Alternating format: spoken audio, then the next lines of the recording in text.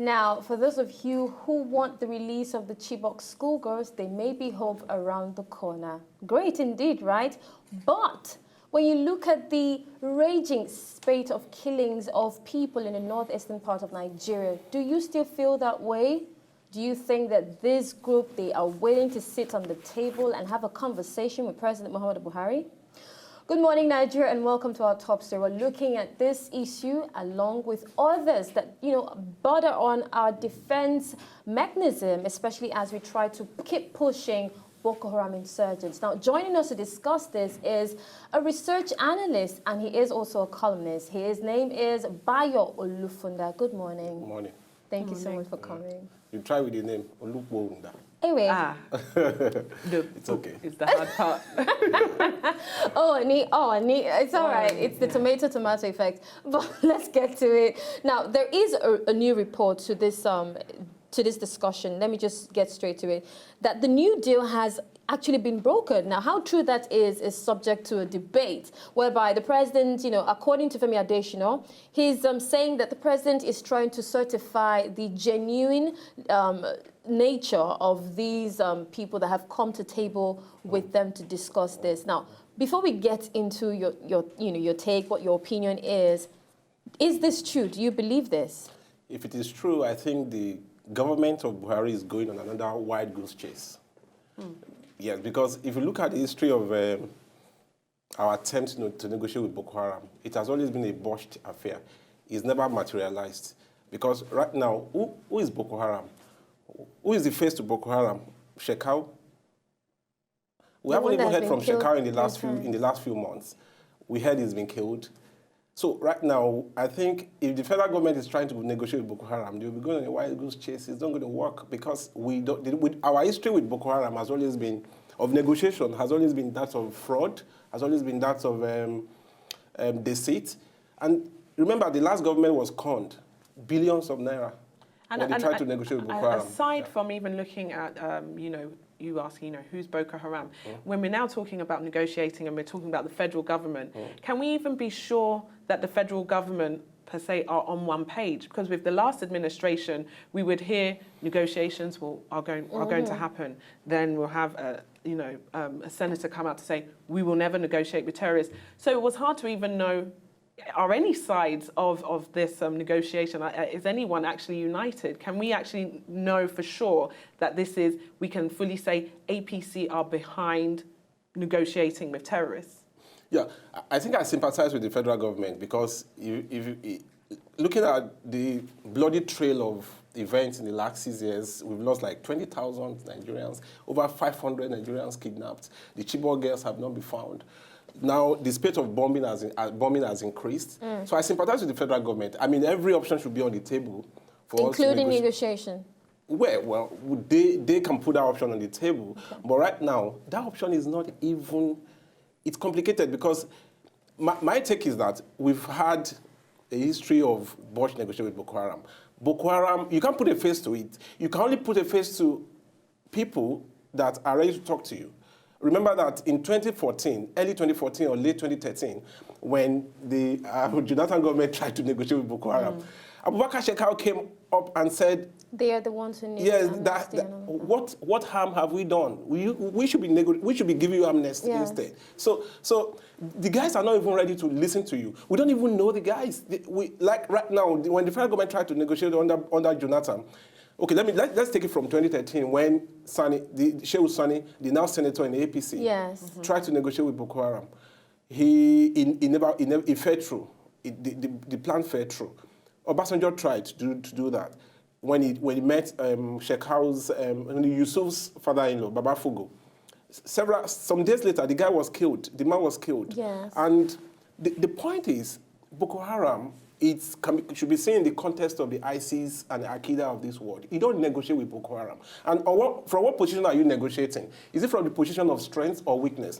Now, the president said strength. I mean, and then they're looking at another option, the prisoner swap. That's part of what they're bringing to the table because the thing is, any price to pay for the release of the Chibok girls, because right now, sadly, they are being used as tools, as alleged, it's been alleged, as tools for these Boko Haram militants. We've paid enough price already. We've lost 20,000 Nigerians in the Northeast. We've lost over 500 Nigerians have been kidnapped. Girls, Chibok girls are popular because of the advocacy and bring back the girls, advocates that triggered it. But there's been several kidnapped of women and children. Now, so we shouldn't be talking of negotiating with Boko Haram. We should be talking of routing Boko Haram. Because you know what? There's no face to Boko Haram.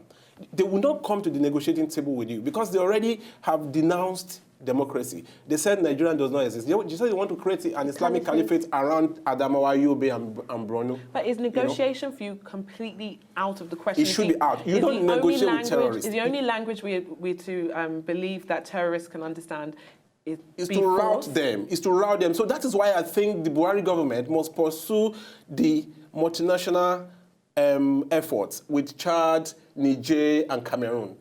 They should hem them in, because this was done when Jonathan, before he left. It was done, even though it was done with the mercenaries and all of that. Okay, but they can do that right now. Boko Haram is picking soft targets because they'll be hemmed in. They can't even do face-to-face combat anymore. So the federal government must continue to explore all possible means to get Boko Haram to rout them. I want to be clear on your reasons. Okay. You earlier mentioned off the air about how much monies we have spent fruitlessly on this fight against insurgency. Now, is that one of your reasons, or you're just giving us a blatant no that we shouldn't be negotiating with these terrorists because the damage is actually far too caused for us to try to make amends at this point? Yes, Boko Haram will not negotiate with federal government. You can take my word for it. They will not. They won't come to the negotiating table. There's no face to Boko Haram. Okay, there's no face to them. Look, even when Sheikh Sani Obasanjo and even Jonathan instituted the presidential committee. Davis was involved in that negotiation as well. It was at that time that they increased their bombing. They went to Jos and killed like 100 people. Okay, and so it's not going to work. It's not going to happen. These people consider other people as infidels. They're not going to sit at the negotiating table with an infidel. What kind of scenario? I know we say when we're even looking at negotiating, we're not. It's easy to think of just the Chibok girls because of the the name and they got But do you ever, because that's still important, looking at what we are actually trying to get from Boko Haram, aside from them, stopping killing us and bombs. Do you envision a scenario where, aside from the Chibok girls, other people can actually be rescued from Boko Haram without any form of negotiation whatsoever? Or are we to just see that as, well, casualties of war, yes. We fight them and whatever happens, happens? Exactly. So how else can they get the Chibok girls back? Negotiation will not bring the Chibok girls back because they are not going to negotiate with us. They're not going to come to the negotiating table. Okay? They're not going to come to the negotiating table with us. You sound very confident on that. Yes, they won't do that because they consider other people as infidels. They will not. Well, Shekau said it. If Shekau is still alive, I'm sure he still had that view that they're not going to negotiate with Nigeria because they want to create their own Islamic caliphate around that northeast region. And remember, they have just aligned with ISIS. Yes. So it's not going to happen. The federal government will be chasing shadows if they try to do that. What they should do, like I said, is to look. Let me answer your question. We have lost enough people. We've lost like 20,000 Nigerians. They've kidnapped over 500 Nigerians. Okay. Right now, what should happen? Before Jonathan left, over 500, over 1,000. Let's not forget the boys as well. Over the boys. So before Jonathan left, they actually rescued some people. Remember? Yes. They rescued some girls and it was in the papers. That weren't a part of the Chibok girls. That's the option we should pursue. But can I ask you, I know that your opinion is clear that, the federal government should not be negotiating. We shouldn't be. Should we find ourselves in the situation, as reports seem to suggest that the federal government will negotiate with Boko Haram, what are some of the steps that will need to be in place? Because we know we've had an issue of proof of, we can call it in the rules of negotiation, proof of ownership, that you're speaking with the people that are in a position to even negotiate. Yeah. What my mind, even beyond proof of ownership, goes to is proof of life. There are videos that were circulating around the world of the Chibok girls. We keep bringing up Chibok girls. But I've never seen, a video of, one of the girls holding maybe a newspaper from that day. You know, we see that in films for a reason. How are we to establish even proof of life? Is there any evidence that Boko Haram are even willing to, you know, to prove that what they might be willing to negotiate is still in place? Oh, absolutely. That video you talked about was made like 2 weeks after the kidnap. Okay, the girls were still fresh and they sold the powder and all of that, and they talked on TV.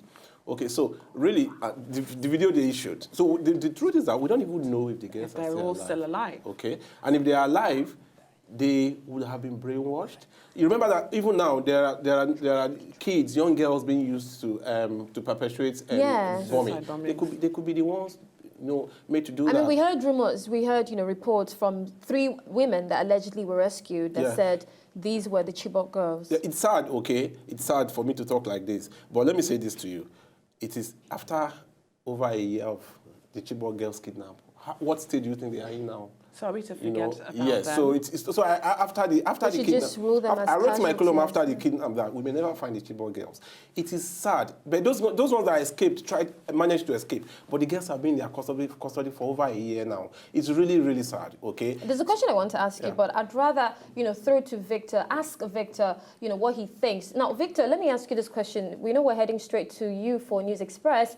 Do you think that the only way we will feel that, you know, Buhari has won the war against Boko Haram, do you think it is to get the Chibok girls, or should we just forget it, especially when our guest believes that Boko Haram, they do not want to negotiate with us? Well, the thing is, a lot of emotion is involved, you know, when you talk about the Chibok girls. Buhari is a father, so is every other politician, you know, either a father or a mother. And I think it's along this line that the government is wanting to be careful not to be seen as being insensitive, you know, because people would say, if these were your daughters, would you be talking like this? So I think that's what government is really trying to do. Well, I'll be asking you that question when we come back. Bayo Oluphunda is still with us, and we'll be looking closely at more attachments to this negotiation process. Do stay with us. We're heading straight to the news center for News Express.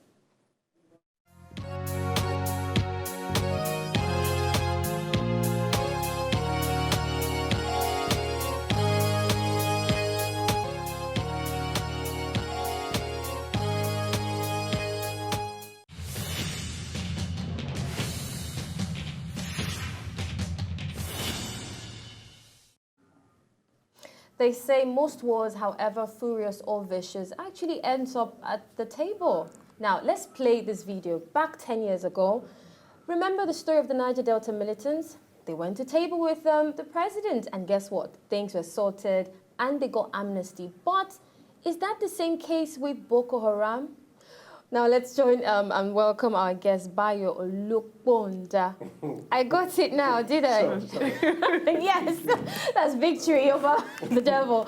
Okay, so spiritual show. But what? I say it's a spiritual show. It is. Olive just gave me, you know, that to leave. But back to business. We're going to open up the phone line so you can contribute and tell us what you think, because we've also heard from some of the internally displaced persons. They believe that Boko Haram should not be negotiated with. It is a no-no for them. Now, this has come up to a poll that we conducted, and about 79% of those people in Borno, the northeastern part, don't believe that that's an option for them. But do you consider this an option? Let us know as you call us or go onto facebook.com/GMNS School TV. Our phone numbers are as those: 012-778-196, 012-777-2196, or you can also try out 012-777-196. We also have our toll-free line. You pay nothing if you dial that number. Now, we left off with this question. Do you think that will be the landmark, that will be the icing on the cake for Buhari to get the Chibok girls? Because that seems to be, you know, the poster word for every president or every spokesman. Yeah. You see, like I said, I sympathize with the federal government, because it's also good public relations for them to say they will negotiate with Boko Haram, because, like he said, they shouldn't be considered as insensitive. So they will put option. But I can assure you, the federal government is not thinking of negotiating with Boko Haram. It's easy to say that. So what has Femi Adesina, No, the presidential it's good for spokesman, public relations to say that. It's political correctness to say you should. Wow. Just wait. It's political correctness to say you will negotiate with Boko Haram. Is it good? Like he said. We have a notion, even around the world, of we do not negotiate with terrorists, although we know in history that is not true. We just don't know what's going on most times behind closed doors. But I'm not sure. I'm still not sure how Nigerians are even going to react to if this is really PR. I don't know if this is good PR. Well, they will say they will negotiate with Boko Haram, okay? But underneath, there's a lot of military strategies, government policies going on to rout Boko Haram. Remember, he just came back from Benin Republic, okay? Cameroon. He's been to Chad, he's been to Cameroon. So the federal government is putting that option on the table to say, okay, like he said, they don't want to appear insensitive. And it's okay, sorry, we're under pressure. Okay, if these guys think they want to negotiate, well, we keep that option open while we rout them. But I can tell you, Buhari is a general. He's not thinking of negotiating. Well, he's now of course, once a pledged soldier to democracy. Yeah, once a soldier, always a soldier. He knows that he has to rout the enemy. But it's good to also say that, okay, if they want to come to the negotiating table, we will negotiate with them. How do we draw this comparison? I mean, about 10, 11 years ago, we saw these militants, Niger Delta militants, come to the table with presidents, and they had this discussion, and things went on smoothly as we have it now to an extent. I mean, what would be the difference, apart from the caliphate, institution that they want in the northeast? Yes. What else would be the difference for negotiating with these people? There's a difference if it worked with these people. Okay, so there's a difference between religious extremists, and people fighting for resource control. The Niger Delta militants wanted a say in how the resources of their country, of their fatherland is spent, or of their immediate environment is spent. They want a say in it, and that is why they fought that insurgency. And when the federal government said, okay, come to, because we could even put a face to Boko Haram, so we could put a face to the to Niger Delta militants. They had commanders, they had people, we knew men. Okay, so but now Boko Haram, they seem like phantom to me. Okay, so Shekau is the only face of Boko Haram, and there's been faction. There's been several factions. Okay, they've broken into factions. Yeah, so who are the people you're going to talk to? For Niger Delta, you could talk to them. They wanted resource allocation, resource control, and they got a bit of it through the amnesty program. Okay, right now that is not the case with Boko Haram. Boko Haram they are religious extremists. They want Sharia. But we could, if we look around the world, we can compare this perhaps to the IRA. We can look at the fact that there were religious undertones, obviously, and the fact that they wanted independence. It's still something similar to the fact that Boko Haram, yes, it's linked within religion. According to them, they believe they're practicing Islam, but they also want a sense of independence. I wonder if we need to relook at the character of who can be brought to the negotiation table, because if we look at history and we see at different times different sorts of organizations, terrorist groups that have come to negotiate, what makes Boko Haram so different? Because we can compare them to the IRA, who were able to come to the table of negotiation. So why is Boko Haram any different? IRA was a unit, okay, and they had a focus, okay. Boko Haram does not have that. Boko Haram has broken into factions. Right now, so the problem is IRA is not even religious. It's political. It's religious as well. They're Protestants. Yes, I know, but what they wanted was independence, okay? And they were violent about it, okay, until all the negotiations took place. It is different with Boko Haram. Let me ask you, have you seen anywhere in the world where establishments have negotiated with religious extremists? When Osama bin Laden bombed USA in 2001, September 11, America went after them, okay? They went after them to all the corners of the world. They went to Afghanistan and routed them because the Taliban housed, they gave them shelter, and they routed Al-Qaeda. Osama bin Laden was killed. It's not that America is safer today. It's not that America that's really safe today. But there's not been any terrorist-inspired killings in America, Mr. except the Boston Marathon bombing. And Mr. America is Bayo, safer. I doubt if Solomon agrees with you because he's calling in from Shagam, and I just feel like he's going to be standing on the other end. Okay. Hello, Solomon. Hello. Good morning. Good morning. So, what's your opinion on this? Should the federal government negotiate with Boko Haram? All right. I thought it was federal government to negotiate. Solomon, do us a favor. You might be on the road, and that's not great for production. I hope you can hear me now. Better, thank you. Can you hear me? Yes, we can. I am not on the road. I am right here in my room. Okay, go ahead, Solomon. Nice name. Go ahead. So I don't. Solomon, I'm so sorry. We have to let you go. I doubt that you're in your room. But if you do say you're in your room, maybe you should put the mouthpiece closer to your mouth. You were comparing IRA and. Yes, I was saying that you mentioned. Yeah, you mentioned. Yeah, I was saying. Look, it is hard to negotiate with. I don't want to be overtly. I don't want to be accused of bigotry. Okay. But no one has negotiated with Islamic jihadists. America had 5 supposed Taliban fighters brought out from Guantanamo Bay. This notion of countries not negotiating with terrorists has been proven to be. So many times. It's not the case. Okay. It's simple to say, but the truth is, even if we look towards America as you see it, things are working for them. Although they too do come to negotiation. How much we find out. What if the only negotiation should be the prisoner swap? Maybe that's the only thing. But I'm not. Let's just put it into our own context. Okay. Let us look at the history of negotiation with Boko Haram. It has never worked. It is not going to work. But can I, jump in here? I mean, we also know that the president has just come off from the United States, where he met President Barack Obama, and they talked at length. Sadly, Femi Adesina has, being presidential spokesman, has not told us some valid and some very concrete things that they discussed. He's just been telling us Obama thinks Buhari is great and awesome. That's exactly, we know that already. Tell us some more. But then looking at some of these details, perhaps he has told the president on how to handle Boko Haram, maybe while negotiating on the table. Do you think that's something Obama would have put out there for Buhari to follow?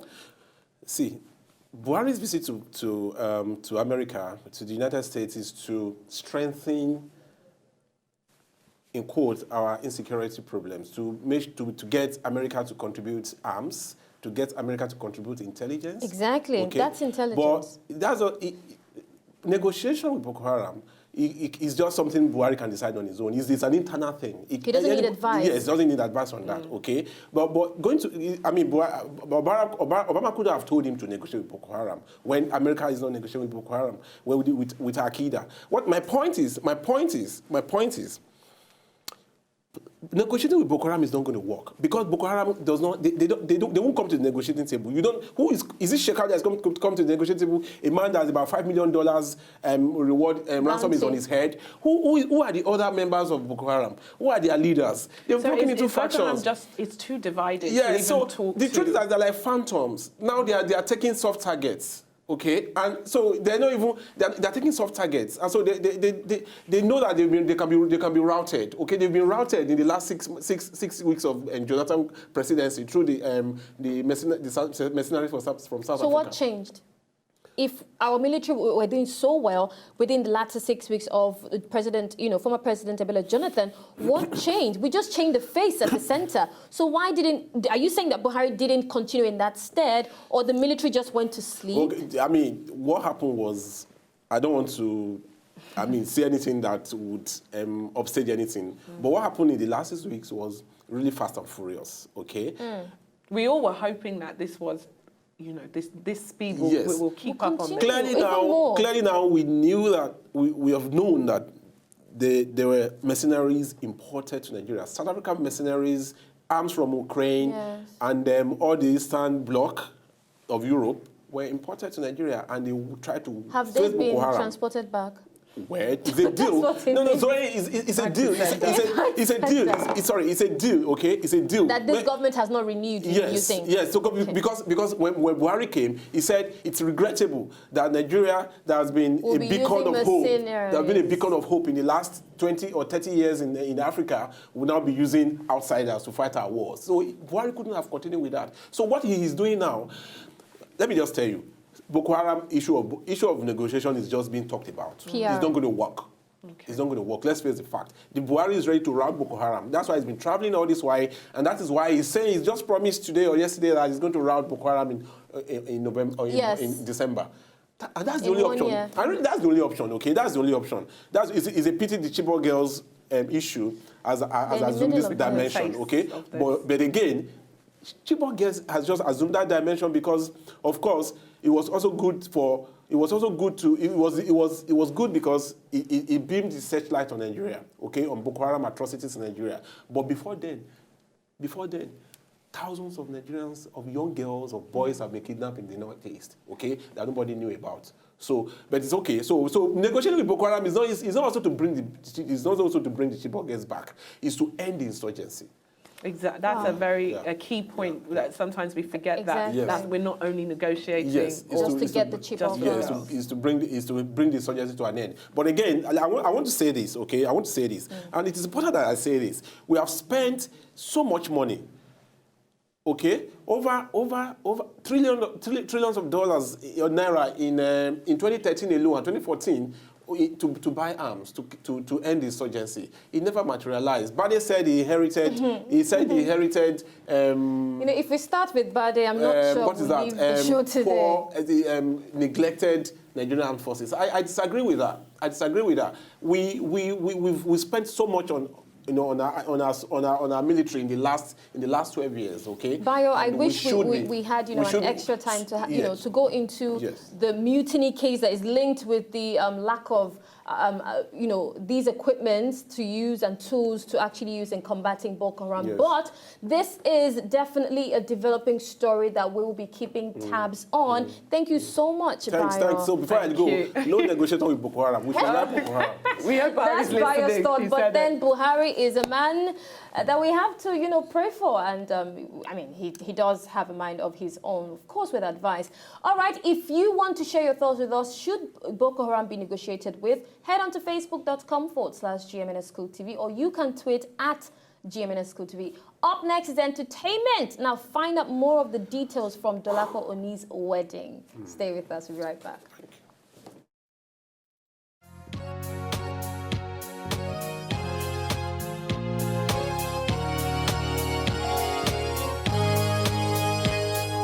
So, did you like what you just saw? I know you did. It's very simple. If you want to see more, just subscribe to our channel right now.